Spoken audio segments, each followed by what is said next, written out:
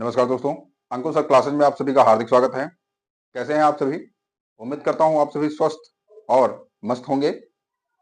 जैसा कि आप सभी जानते हैं, हमारी यूपी बोर्ड एग्जाम 2025 की परीक्षाएं 24 फरवरी से स्टार्ट हो रही।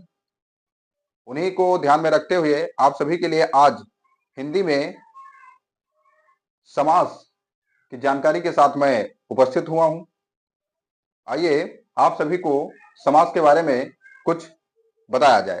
देखिए, समास क्या है कि समास का जो शाब्दिक अर्थ होता है वो अर्थ है संक्षेप, माने पद को छोटा करना। संक्षेप संक्षेप में उसकी जानकारी दी जाए वो समास है। समास में कितने पद होते हैं? तो आप कहेंगे समास में दो पद होते हैं। कितने पद होते हैं? तो दो पद होते हैं। कौन कौन से पद होते हैं? जो पहला पद होता है उसे हम पूर्व पद, और जो अंतिम पद होता है उसे हम उत्तर पद के नाम से जानते हैं।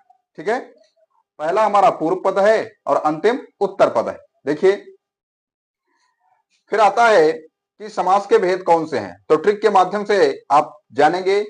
जैसा कि आप सभी को पता है, अंकुल सर क्लासेज में आप सभी को प्रत्येक विषय ट्रिक के माध्यम से ही बताई जाती है। ट्रिक है अकत द्वद्दिव।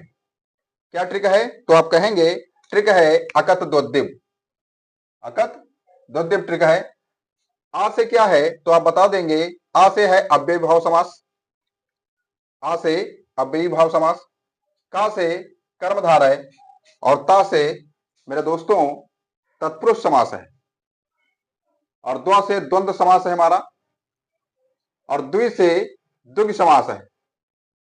और बा से बहुब्रीहि समास है। कौन सा समास है? बहुब्रीहि समास है। ठीक है, अव्यय भाव समास में क्या होता है? तो अव्यय भाव समास में अव्यय पद होता है और उपसर्ग होते हैं। इसकी स्टार्टिंग हम उपसर्ग से करते हैं।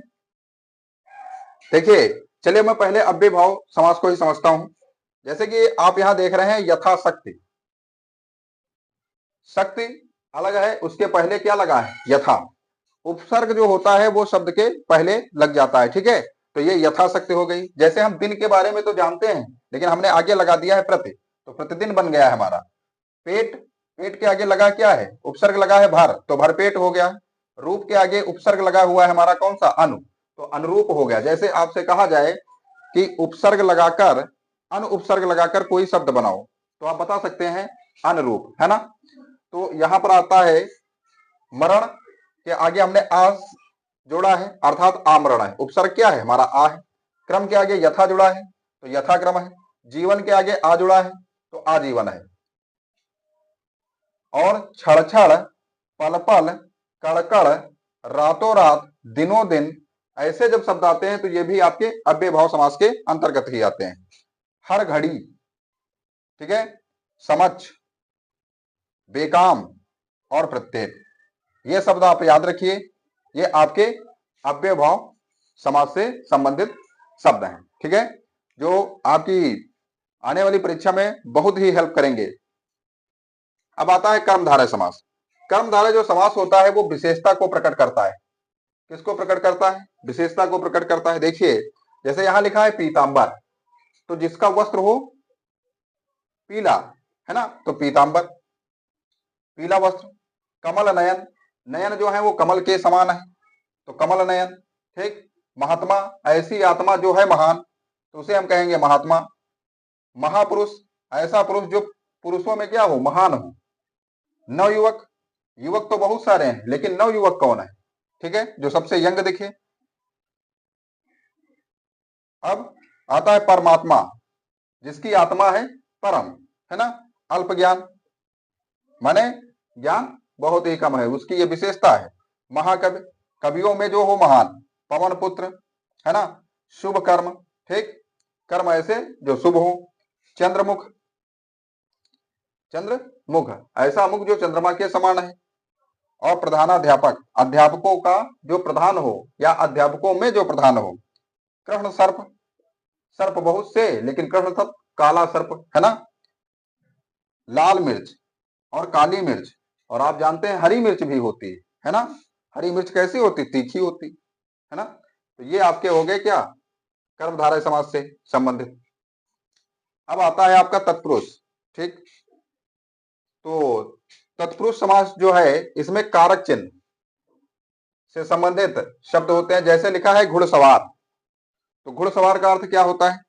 घोड़े पर, क्योंकि आपने कारक चिन्ह पढ़े होंगे और उसमें कहा जाता है कर्ता ने कर्म को करण से के द्वारा संप्रदान के लिए अपादान से अलग, है ना, अधिकरण में पय पर संबोधन हे भो, अरे, तो इस प्रकार होते हैं। तो आप यहां बता देंगे। तो जो तत्पुरुष है यहां लिखा है घुड़सवार, जो घोड़े पर होता है सवार। जेब कतरा, जो जेब को काटने वाला है, को काटने वाला। तुलसीकृत, तुलसी द्वारा रचित। और नेत्रहीन, जो आंखों से हीन है। गगन चुंबी, गगन को चूमने वाला। सुख प्राप्त, रस भरा, रस से भरा है, रसोई घर, है ना, खाना बनाने वाला जो घर होता है। देशभक्त, जो देश के प्रति समर्पित है, ऐसा भक्त देशभक्त कहलाता है, देश को मानने वाला। रोगग्रस्त, जो रोग से ग्रस्त है। आप बीती, है ना, आप पर बीती। राजभवन, राजा का भवन है। नराधम, नरों में अधम, सर्वोत्तम, सभी में है उत्तम। तो ये आपका तत्पुरुष समास के अंतर्गत आते हैं। अब देखिए भाई, आता है द्वंद्व समास। तो द्वंद्व समास को तो आप देख कर ही जान जाओगे, क्योंकि इसमें मिलेगा आपको योजक चिन्ह। कौन सा चिन्ह मिलेगा? योजक चिन्ह मिलेगा, है ना। तो योजक चिन्ह आपको नजर आ रहा सभी में। दूसरी चीज, और का इसमें लोप होगा, योजक चिन्ह शो करेगा। और इसमें विलोम शब्द भी प्रयुक्त होते हैं, जैसे लोटा डोरी, लोटा और डोरी। भाई बहन, तो भाई और बहन, तो भाई बहन क्या है? एक दूसरे का विलोम है। लव कुश, लव और कुश। पाप पुण्य, पाप का जो विलोम है वो पुण्य है। नमक मिर्च, नमक और मिर्च। भला बुरा, राम कृष्ण, अन्न जल, रोटी दाल, घर द्वार। समझ रहे हैं आप? थोड़ा बहुत, ऊंचा नीचा, भूखा प्यासा, छोटा बड़ा, छोटा और बड़ा, मोटा ताजा। समोसे खाकर हो सकता मोटा हुआ हो, तो मोटा ताजा, है ना। तो आगे देखिए, ये भी हो गया आपका द्वंद्व समास से संबंधित। अब आता है आपका द्विगु समास। और आपको बताया गया कि द्विगु समास जो होता है वो संख्यावाची होता है। कैसा होता है? संख्यावाची होता है। देखकर ही आप जान जाएंगे कि द्विगु है। जैसे त्रिफला, तीन फलों का समूह।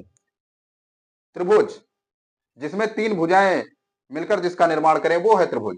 चौराहा, चार राहों का समावेश है इसमें। नवरत्न, रत्न कितने? जिसमें नौ रत्नों का समूह है ना। त्रिवेणी, तीन बेड़ियों का समूह। सप्तऋषि, सात ऋषियों का समूह होता है। पंचवटी, पांच वटों का समूह है। पंचपात्र, चतुर्वेद, दोपहर, त्रियोगी, अठन्नी, चतुर्दिक, खटकोड़। सब में देखिए संख्या नजर आ रही है। त्रि त्रि चौ, है ना, चौ से चार, चौरा, हाँ, है ना, चार राहों का समूह। नवरत्न, तो इसमें आप सभी को द्विगु समास में क्या मिलेगा? संख्या मिलेगी दोस्तों, है ना। तो आप जान जाएंगे कि ये द्विगु समास है। अब आता है बहुत ही अच्छा समास, बहुब्रीहि समास। और बहुब्रीहि समास में अन्य अर्थ लिया जाता है। बहुब्रीहि समास में क्या लिया जाता है? तो आप कहेंगे कि बहुब्रीहि समास जो होता है उसमें अन्य अर्थ लिया जाता है। जैसे चतुर्भुज, जिसकी है चार भुजाएं अर्थात विष्णु, है ना। तो भगवान विष्णु की चर्चा हो रही है यहाँ। किसकी चर्चा हो रही है? भगवान विष्णु की। दसमुख या दशानन, आप जानते हैं रावण, किसको जानते हो? दशानन किसको कहा जाता है? रावण को कहा जाता है। त्रिनेत्र, जिसके तीन हैं आंखें, तो उनको क्या कहा जाता है? भगवान शिव, है ना। और चक्रधर, जिसने धारण किया है चक्र को, किसने धारण किया है? भगवान कृष्ण और विष्णु ने, है ना। बीड़ा पाड़ी, बीड़ा पाड़ी जो है, जिनके हाथों में है क्या? बीड़ा, अर्थात आप जानते हो हमारी विद्या की देवी मां शारदे, सरस्वती। मृत्युंजय किसको कहा जाता है? तो आप जानते हैं भोलेनाथ को कहा जाता है, शंकर को कहा जाता है। गंगाधर, जिन्होंने धारण किया है किसको? गंगा को धारण किया है, उन्हें हम कहते हैं भोलेनाथ, शिव जी। लंबोदर, जिनका पेट है बहुत बड़ा, उधर क्या है? लंबा हो गया है, और वो कौन है? भगवान श्री गणेश। श्वेतांबर, जिन्होंने धारण कर रखा है श्वेत वस्त्रों को, वो है मां शारदे अर्थात सरस्वती। चतुरानन, जिनके हैं चार मुख, उनको हम कहते हैं ब्रह्मा, है ना, जिन्होंने सृष्टि का निर्माण किया है। त्रिलोचन, अभी मैंने बताया, लोचन किसका पर्यायवाची है? नेत्र का। तो जिनके तीन हैं आंखें, अर्थात भोलेनाथ, शिव जी। शंकर जी।